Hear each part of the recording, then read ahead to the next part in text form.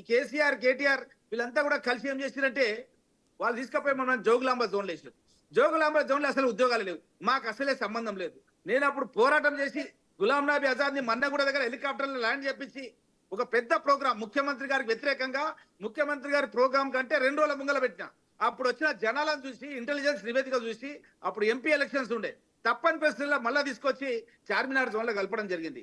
పూర్తిగా మా జిల్లాను సర్వనాశనం చేయడానికి కంకణం కట్టుకున్న ప్రభుత్వం ఏదైనా ఉందంటే అది బీఆర్ఎస్ ప్రభుత్వం. అది కేసీఆర్ నేతృత్వంలో ఈ కేటీఆర్ హరీష్ రావు కలిసి పూర్తిగా మా జిల్లాను సర్వనాశనం చేసిర్రు.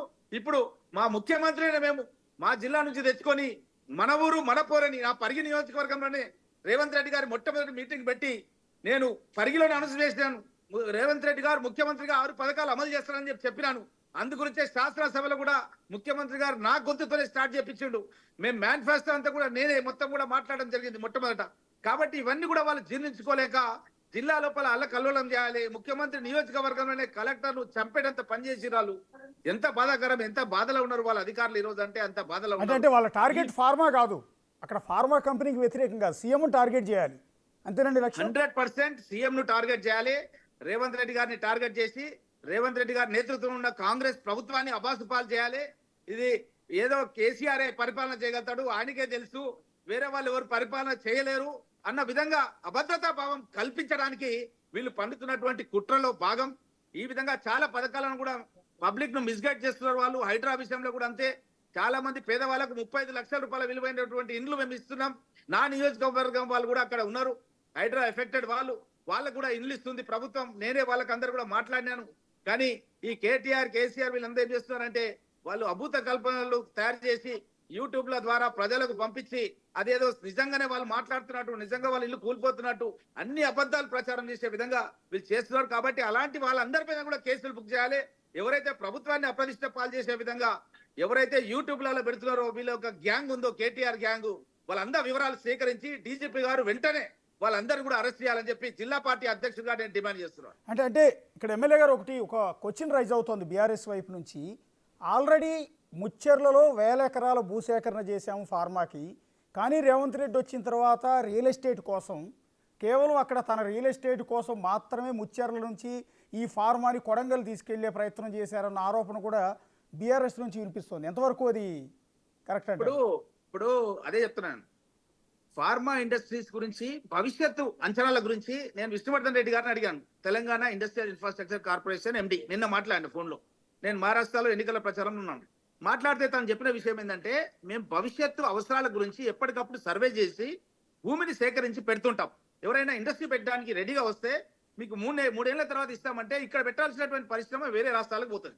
అట్లా పోనీయకుండా చేయాలంటే వీళ్ళు ఏం చేస్తారంటే స్థల సేకరణ చేసి దానికి సంబంధించిన రోడ్ వర్క్, మన డ్రింకింగ్ వాటర్, ఎలక్ట్రిసిటీ ఇవన్నీ కూడా చేయడానికి టైం పడుతుంది.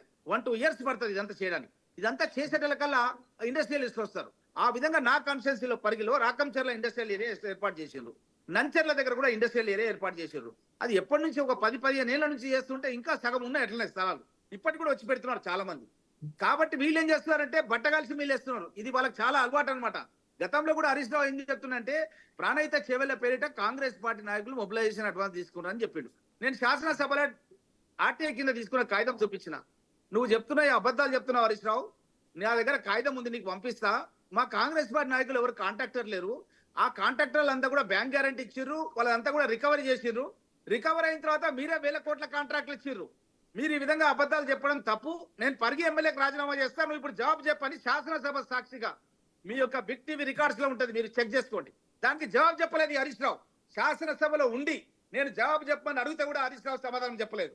అలాంటి వ్యక్తి ఈ రోజు ఏమంటుండంటే ఒక్కసారి ఫోన్ చేస్తేనే మీరు జైల్లో పెడతారా అంటుండు. ఒక్కసారి కాదు ఫోన్, ఒక్కసారి కాదు 84 సార్లు ఫోన్ చేసిండ్రు 71 రోజులల్లా.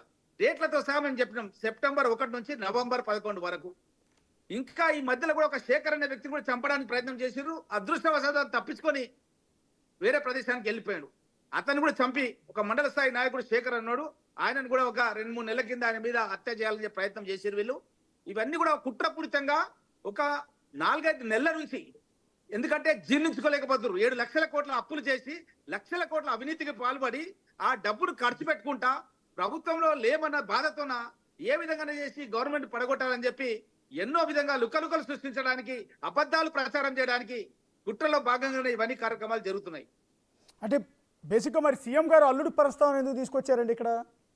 అంటే ఆయన ఫార్మా చెప్తున్నాం కంపెనీ కదా. కోసమే ఈ భూసేకరణ జరుగుతోందని సీఎం కేటీఆర్ గారి స్వయంగా అల్లుడి పేరు కామెంట్ చేస్తున్నారు. సత్యనారాయణ రెడ్డి అని చెప్పి నిన్న కేటీఆర్ గారు చెప్పారు. నేను నిన్న విష్ణువర్ధన్ రెడ్డి గారిని అడిగాను, తెలంగాణ ఇండస్ట్రియల్ ఇన్ఫ్రాస్ట్రక్చర్ కార్పొరేషన్ ఇంతవరకు కొడంగల్ నుంచి మాకు ఒక్కటి కూడా అప్లికేషన్ రాలేదు. మా దగ్గర ఉన్నటువంటి డిమాండ్ అనాలిసిస్ ప్రకారం మేము భవిష్యత్ అవసరాల గురించి జైరాబాద్ కావచ్చు, కొడంగల్ కావచ్చు, ఇంకొక ప్రదేశం కావచ్చు, మేము కొంత స్థలసేకరణ చేసి పెట్టుకుంటాం. ఎవరైనా పరిశ్రమల గురించి వస్తున్న డేటాబేస్ ఉంటుంది, వాళ్ళు అడుగుతుంటాం, ఇక్కడ ఉన్నాయి మీకు, మాకు ల్యాండ్ పార్సిల్స్ ఉన్నాయి, మీకు ఇంట్రెస్టెడ్ ఉంటే తీసుకోండి అని. వాళ్ళు ఇంట్రెస్టెడ్ ఉంటే వాళ్ళు మనీ పే చేస్తారు, తీసుకుంటారు, అగ్రిమెంట్ సైన్ చేస్తారు. ఇన్ని రోజులల్లా మేము ఇంతమందికి ఉపాధి కల్పిస్తాం, ఇంత ప్రొడక్షన్ చేస్తామని ఇస్తారు. అట్లా చేయకుంటే ఆ భూమి తీసేసుకుంటారు. ఇలాంటి పరిస్థితే అక్కడ కూడా ఉంది తప్ప ఒక్క అప్లికేషన్ కూడా కొడంగల్ మీద రేవంత్ రెడ్డి గారు అల్లుడు సత్యనారాయణ రెడ్డి కానీ ఇంకొకరు కానీ ఎవ్వరు కూడా పెట్టలేదు. ఒరే కేటీఆర్ పరిశ్రమ పెడతా అనుకుంటే ఆయన కూడా భూమి మీదకి సిద్ధంగా ఉన్నాం, రమ్మని చెప్పండి. హరీష్ రావు పెడతాడా, కేటీఆర్ పెడతాడా, వాళ్ళకు చాలా మంది మిత్రులు ఉన్నారు కదా, ఎవరన్నా పెట్టేటోళ్ళు ఉంటే రమ్మని చెప్పండి, ఇప్పిస్తాం మేము. మాకు కావాల్సింది ఏంటి, మా ప్రాంతంలో నిరుద్యోగ యువకులకు ఉద్యోగాలు కావాలి. వాళ్ళ యొక్క సిరిసిల్ల, వాళ్ళ యొక్క సిద్దిపేట, వాళ్ళ యొక్క గజ్వేల్ వాళ్ళు మాత్రం అభివృద్ధి చేసుకోవాలి, మేము మాత్రం అభివృద్ధి చేసుకోవద్దు. మా జిల్లాను తీసుకపోయేమో అక్కడ జోగులాంబ జోన్లో కలుపుతారు. ఇప్పుడు నేను మళ్ళీ వాపస్ తీసుకొచ్చి చార్మార్ జోన్లో కలిపినందుకు మా వికారాబాద్ జిల్లా నుంచి 60 మంది ఎస్ఐలు సెలెక్ట్ అయ్యారు. మొన్న జరిగినటువంటి టీచర్ సెలక్షన్ లో రేవంత్ రెడ్డి గారు తొందరగా రిజల్ట్ అనౌన్స్ చేసాడు. మా ప్రతి నియోజకవర్గం నుంచి వికారాబాద్ జిల్లాలో 80 మంది టీచర్లు సెలెక్ట్ అయ్యారు. ఎంత సంతోషంగా ఉన్నారంటే మన దసరా పండుగకు వాళ్ళ తల్లిదండ్రులు, బంధువులు అందరూ కూడా కలిసి చాలా ఉత్సాహంగా ఎప్పుడు చేసుకున్నంత సంతోషంగా ఈ దసరా పండుగ చేసుకున్నారు. గ్రూప్ 1 ఎగ్జామ్స్ కూడా పోస్ట్ పోన్ చేయాలని చెప్పి అడిగింది వీళ్ళు బీఆర్ఎస్ వాళ్ళు. మేము చేయలేదు, ఎందుకంటే అదంతా కూడా కుట్రపూరితంగా వీళ్ళే ప్రేరేపించి బీఆర్ఎస్ పార్టీ వాళ్ళు ఈ యొక్క మొత్తం కోచింగ్ సెంటర్ కంట్రోల్లో పెట్టుకొని పోస్ట్ పోన్ చేయాలని ఉద్యమం నడిపించారు. ఆ ఉద్యమాన్ని కూడా మా ముఖ్యమంత్రిగా తలగకుండా ఆ గ్రూప్ 1 సంబంధించిన ఎగ్జామ్ కూడా పూర్తి చేసాడు. తొందరలోనే వాళ్ళు కూడా నియామకాలకు సంబంధించిన ప్రక్రియ పూర్తి చేసి వాళ్ళని కూడా ఉద్యోగాలు చేస్తాం. దశాబ్ద కాలం నుంచి బీఆర్ఎస్ పాలన లోపల వాళ్ళు ఉద్యోగాలు ఇవ్వలేదు. గ్రూప్ 1 ఆఫీసర్ అంటే భవిష్యత్తులో కలెక్టర్స్ కూడా అవుతారు. అట్లాంటి ఉద్యోగాలు కూడా ఇవ్వలేని దయనీయమైనటువంటి పరిస్థితిలో ఉన్నటువంటి బీఆర్ఎస్ పార్టీ రేవంత్ రెడ్డి గారి నాయకత్వంలో చేస్తున్నటువంటి మంచి పనులను చూసి ఓర్వలేక ఈ విధంగా law and order problem create చేయడానికి ప్రయత్నం చేస్తున్నారు. పోలీసులు నిర్దాక్షిణ్యంగా అణచివేయాలని చెప్పి కాంగ్రెస్ పార్టీ సీనియర్ నాయకుడిగా, జిల్లా అధ్యక్షుడిగా నేను డీజీపీ గారిని కోరుతున్నాను. ఎస్ సార్, ఒక్కోసారి అంటే ఈ ఎంటైర్ వివాదంలో కలెక్టర్ని అక్కడికి తీసుకెళ్ళి ఆయన పైన దాడి చేశారన్న ఆరోపణలు ఎదుర్కొంటున్న సురేష్ అనే వ్యక్తికి నిజంగా అక్కడ భూమి ఉందా, ఆ భూమిని ప్రస్తుతం ఈ ఫార్మా కంపెనీలో ప్రభుత్వం తీసుకుంటుందా లేదా అన్న దాని మీద ఒకసారి మనం చెక్ చేస్తే